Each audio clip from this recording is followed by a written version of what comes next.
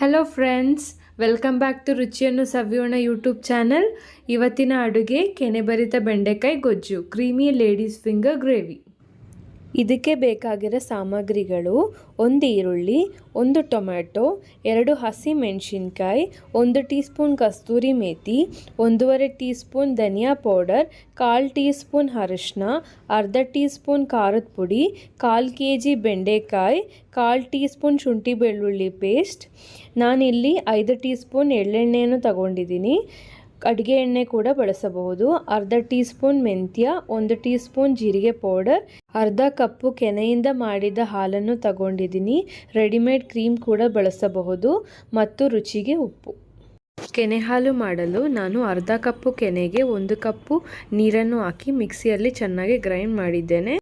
ಒಂದು ಪಾತ್ರೆಯಲ್ಲಿ ಅಡುಗೆಗೆ ಬಳಸುವ 5 ಟೀ ಸ್ಪೂನ್ ಎಳ್ಳೆಣ್ಣೆ ಅಥವಾ ಅಡುಗೆ ಎಣ್ಣೆಯನ್ನು ಹಾಕಿ ಅರ್ಧ ಟೀ ಸ್ಪೂನ್ ಮೆಂತ್ಯ ಕಾಳನ್ನು ಹಾಕಿ ಫ್ರೈ ಮಾಡಿ 1 ಟೀ ಸ್ಪೂನ್ ಜೀರಿಗೆ ಪೌಡರ್, 1 ಈರುಳ್ಳಿ, 1/4 ಟೀ ಸ್ಪೂನ್ ಶುಂಠಿ ಬೆಳ್ಳುಳ್ಳಿ ಪೇಸ್ಟ್, 2 ಹಸಿ ಮೆಣಸಿನ್ಕಾಯಿ ಹಾಕಿ ಚೆನ್ನಾಗಿ ಫ್ರೈ ಮಾಡಿ.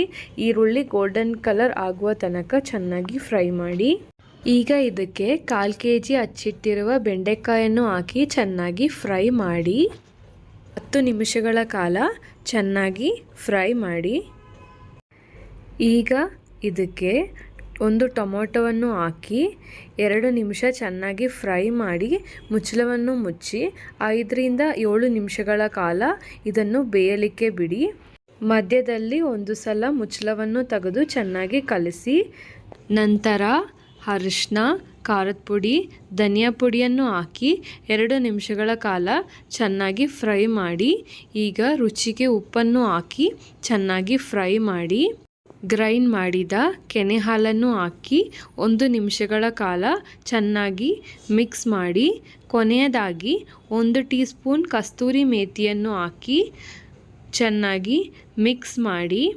ಈಗ ಮುಚ್ಚಳವನ್ನು ಮುಚ್ಚಿ 3ರಿಂದ 5 ನಿಮಿಷಗಳ ಕಾಲ ಚೆನ್ನಾಗಿ ಬೇಯಲಿಕ್ಕೆ ಬಿಡಿ. ಚೆನ್ನಾಗಿ ಕುದಿ ಬಂದ ನಂತರ ಫ್ಲೇಮನ್ನು ಆಫ್ ಮಾಡಿ ರುಚಿಕರವಾದ ಕೆನೆಭರಿತ ಬೆಂಡೆಕಾಯಿ ಗೊಜ್ಜನ್ನು ಸವಿಯಬಹುದು.